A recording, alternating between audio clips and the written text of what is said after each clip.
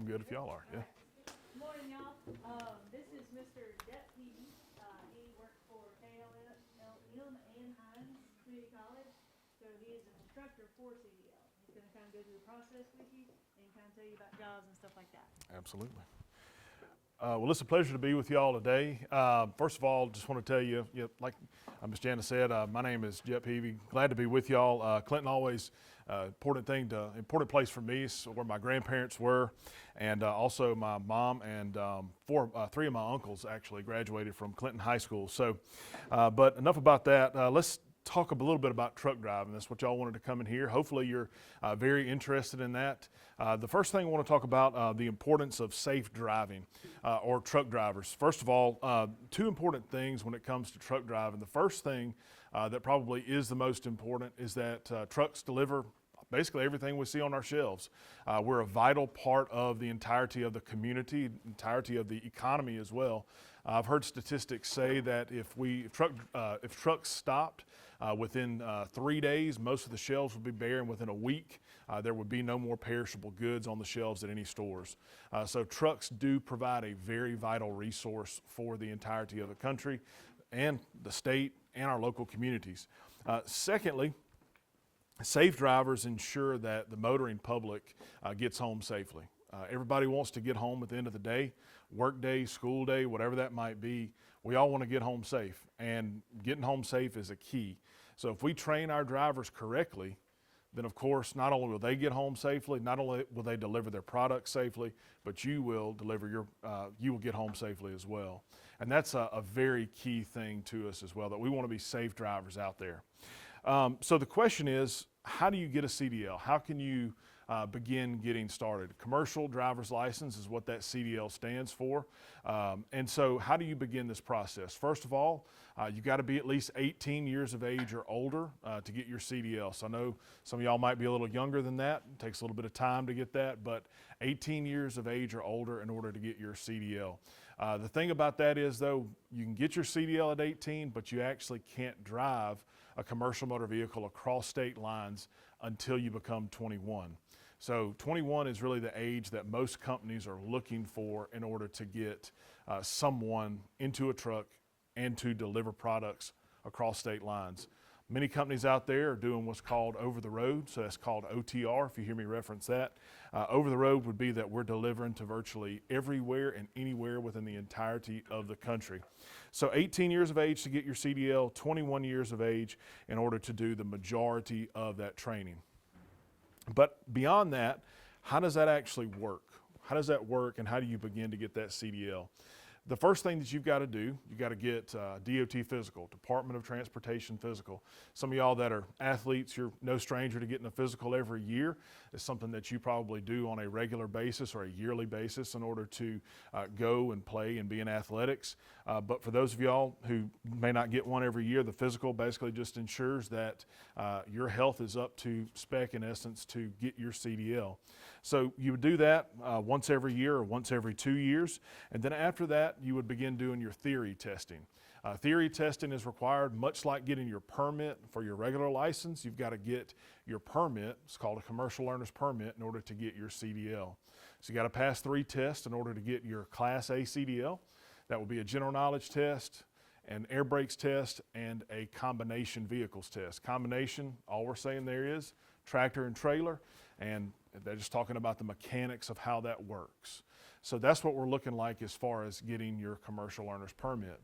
Once you get that commercial learner's permit, you would then move into the training phase to actually learn how to drive the truck. So when we talk about driving the truck, 3 main things that we're looking at when we drive the truck or during training process. The first thing, pre-trip inspection. We're ensuring that the vehicle is safe to operate, that it can operate effectively on the road once we leave wherever we're at. Like we said, we want to ensure a safe motoring public or safe motoring area around us so that the motoring public can get home safely. We want to be sure that our vehicle is safe. Secondly, you're going to learn backing maneuvers. And I know what you're thinking. Backing maneuvers in a big truck can't be that difficult.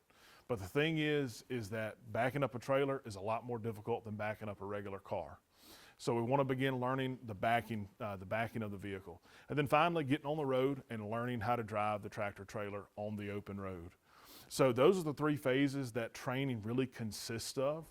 And then once you have a minimum of a 14-day period for holding that permit, you can then test out to get your CDL. And testing out to get your CDL involves just a few different things. Basically what we've talked about. It involves, first of all, the pre-trip inspection, then it involves backing, and then finally it involves the driving process as well. So those are what our three phases look like when it comes to the training process itself. But what does a career in driving look like? What does a career in driving look like? A lot of people want to get out there on the road and pursue that and be a good driver, but what does that truly entail? So there's different types of driving. First, of course, there's local driving. Many of you probably know about local driving. You would take some particular type of particular commodity or maybe a piece of equipment from a place to place. Local is what most people want. Most people want to be home at night, and I get that. So that's a local driver. Regional driver, you may drive in a particular region. At KLLM Transport Services, we have 3 regions that we operate in. They would be called Southeast, Mid-South, and Midwest. And you would just operate in those particular areas. Our Mid-South would be something that someone from this area would qualify for, and that would be somewhere from from southern Pennsylvania all the way over to Dallas, and you'd operate in that region of the country. There's also over-the-road driving. Over-the-road driving is what you would think about driving across the country. We call that OTR. That's when you're out there for a long period of time and you're taking particular commodities, products from place to place across the country. This is where you're out there on the road for a good bit of time. Most of the drivers there do not come home every night. It is one of those harder jobs where you're out there for a longer period of time, but drivers do accrue time off. So the way we accrue time off at KLM is this: for every 7 days you work, you get 2 days off, and you can accrue up to 14 days off at a time. So if you wanted to accrue 14 days off to go take a long trip, you could certainly do that. But the thing is, that's really the picture of what driving looks like as far as that is concerned. Most drivers, like I say, they do want to drive locally, but the thing about local driving is almost every driver that drives locally has some type of over-the-road experience. So you've got to get that over-the-road experience for 2 or 3 years and be a good, safe driver before you can move into local or regional driving. But what does pay look like? That's always a good question. Once you get done with high school, you want to know that you can not only earn for yourself, but hopefully you have aspirations one day of having a family. KLM Transport Services, we start off at 55 cents a mile, and the bulk of our drivers are running between 2,200 and 2,600 miles a week. So I know what you're thinking. How much is that per week? How much is that per year? It's about $1,200 to $1,400 a week, and then beyond that, it's about $62,000 to $72,000 a year. And then once your first year is done, you move from 55 cents to actually 60 cents a mile. That's what our current pay structure looks like. Once you guys get to that age, pay structure may be different and it may actually increase. I've been at KLM now for about 9 years, and I've seen the pay structure increase from 38 cents to 55 cents a mile. So it certainly could increase over the course and period of time. Beyond this, there's also a period of time, some of our drivers at KLM, they do earn 6 figures. And if you were to have a really good driving career, you could get to a point where you haul luxury items, and there are some drivers out there that do make somewhere around $250,000 a year. However, remember, these are the exceptions, not the rules, and that's just what I want to be sure about. But if you get out there and you have a good motor vehicle record, don't get in accidents, don't get tickets, that certainly could be something that you could attain. So what do the qualifications look like? Of course, qualifications, we want a good motor vehicle record, and it's, in essence, what we want to talk about with that motor vehicle record is we don't want to have tickets, don't want to have those on our record, we don't want to have accidents on our record. Those are the big things that we're looking at. The federal government as well as the state government, they are very, very concerned about having a good commercial truck driver out there on the road that doesn't have accidents and doesn't get tickets. So those are taken into very high consideration, and most companies as well would prefer not to have that, mainly because the companies insure the drivers. They want to know that their drivers are safe. Also, the big thing would be DUIs. DUIs are a huge thing when it comes to that as well, just being honest with you when it comes to that. If you do get a DUI when you have a CDL, you do lose your CDL for 1 year. If you get another DUI while you have a CDL, you lose your CDL for life. So DUIs are taken in a very high consideration there, and they're very serious actions when it comes to that. So traffic violations are serious, and they do involve a great deal when it comes to driving. So beyond that, what about the expectations? What about the challenges we want to look at? And then we'll take a look at opportunities, and I'll finish up with a couple of other things. As far as expectations, the biggest thing about the expectation and what most companies want you to do with the expectations is first, take your goods, take your commodities from place to place and do it safely and deliver them on time. That's the biggest thing. But during that time too, there's a lot more than just being behind the wheel and delivering that. There's keeping up with your hours of driving, because you've got to make sure that you're within those hours of regulation specifically. And you've also got to take into consideration what you're doing. You've got to be very focused on what you're doing as you drive from place to place. As you drive from place to place, many people are going to be in your way. There's going to be a lot of folks that are on the road, and if you're driving at night too, that's also something that you have to take into account. And then of course, when you get to the place that you're delivering those goods or picking up those goods, you're going to be in tight spaces. So backing up the truck safely and doing it well is a very key thing that you've got to know how to do correctly. And that's one of the things we have to hit on as far as training itself. As I tell our students on a weekly basis as well, when it comes to driving, we're basically a 73-foot rolling billboard for the company that we work with. So KLM, that's what trucks and trailers that we see. If you do something wrong, it's probably going to be reported.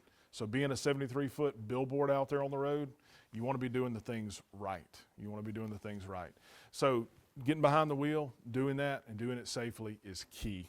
Just like any job, that is the key thing that you want to be aware of. Of course, the greatest challenge here is being a driver that in many ways is away from home. It is a hard thing that drivers do have to get used to. If you're young, single, and don't have a family at that point, it may be a good career for you for a period of time, and then maybe you want to switch over to something that's a more local thing. And that may be where you earn your stripes, so to speak, and you have an OTR job for 3, 4, 5 years, and then you've done well there, and you move into a more local job and start delivering for a more local company. So that's just the question that you have to look at there. Beyond that too, just other opportunities in the industry. Trucking companies don't just need drivers. They also need recruiters for drivers. They also need dispatchers, and there are several other jobs that consist of truck driving companies. I myself, I'm not a driver. My instructors, they're not drivers, they're instructors. So one day, maybe you have a teaching spirit, maybe you want to go out and drive, but you realize, hey, I want to teach other people to do this. Maybe you want to become an instructor one day to help teach people how to do commercial truck driving. And that certainly may be what you want to do. So your career starts in truck driving, but it ends in instruction. You never know how that will really pan out. So that's the key things there when it comes to truck driving. But in conclusion, I just want to share with you a couple of things beyond truck driving. And that's these two quotes. First, and this is by John Maxwell. He says, successful and unsuccessful people do not vary greatly in their abilities. They vary in their desires to reach their potential. So the question for you is what's your potential?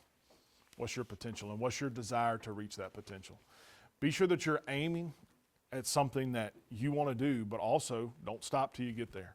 That's what I would say. And then secondly, and I like this quote from Abraham Lincoln, and he says this: most folks are about as happy as they make up their minds to be. Most folks are about as happy as they make up their minds to be.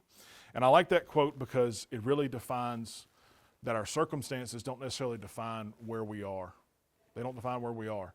And I think that's a great place to remind us all of, is that where we are is what we make of it. It's what we make of it in that sense. So I just want to be sure that that is something that you want to be aware of as well. So make the best out of the situation that you have and pursue the potential that you desire. I wrapped up about on time, but I do want to take any questions. I know I was kind of giving you a good bit in a short period of time. Yes, sir. You gotta be a certain height or weight limit? No, sir. No, sir. We've had at KLM we've had folks as short as 4'10", come through, and we've had folks as tall as 6'10" come through. So it's all about, you know, adjusting that seat correctly, adjusting the mirrors correctly to you, and everything. So absolutely, absolutely. There's no height requirement, and in many ways there are exceptions that are made for people that, even if you were to, let's just say something very strange were to happen, you were to lose a leg or something like that, there are provisions that are made for drivers in that way as well. So things have been made to kind of transition to help people around the board, if you will, to become truck drivers. Not everybody does, but wants to pursue that, but that certainly can happen. Even people that are hearing impaired can get their CDL. Any other questions? Yes. I was meeting with a student yesterday, and they said that they didn't really want to go to the community college route because they didn't want to take extra classes. Like, they just want to go get their CDL, look at that stuff. I know you are partnered with Hines, right? Yes. So you could do that without trying to get an associate's, correct? Correct. So commercial truck driving for us, and I think with every community college, it's going to be a certificate. So it's not going to be actually a degree itself, but it's a certificate in truck driving. So in our truck driving specifically, our period of time at KLM, we bring in students on a Monday. They're there with us for about 3 weeks, and they learn how to drive the truck, get their CDL. And then once they're done with that 3-week period, they then go out with a trainer that does over-the-road training with them for about 6 weeks. So it's about a 10-week process in total to become a qualified solo driver. But with KLM, for instance, we do have paid training opportunities. So you're paid at KLM $200, basically a $200 incentive bonus while you're there. And then beyond that, paid training is about, once you get out with your trainer, is $812 a week before taxes. So it's not the best money, but while you're in training, that's about a $40,000 a year job. And then you move to about $60,000 to $70,000. So during training, it's not bad money in that sense. And if you think about it, you're probably not spending that much money when you're out on the road either. So that little bit could probably go a long way during that period. And that's $812 a week. So, yeah. Yes, ma'am. So they don't have to pay for to go to school? Do they have to pay out of pocket, or do financial aid pay for it? So with KLM and Hines, what we do is you actually come in, and your contract starts with us with the beginning of the training. And then once that training is done, the contract has already started at that point, but they sign a year-long contract with us to work for KLM for that year. And then once that year is up, there's nothing left for the student to pay. So there's nothing up front, no money down, anything like that. So it is something that can be done on the front end for very inexpensive on our end. Now, if you go to, not to advertise for other community colleges per se, but if you were to go to another community college, you can certainly apply for Pell Grants and different things like that to go to those community colleges. The thing is that with our program, once you become 21, you can come to our class and basically within a week get signed up to come in the next week. Most community colleges have over a year-long waiting list right now to go to commercial truck driving program. And there are other opportunities too, like for-profit schools and things like that exist. Anything else? All right. Well, I think that'll conclude my time with everything, unless there's any other questions that we've got. And I got to the bell. Hey, it was a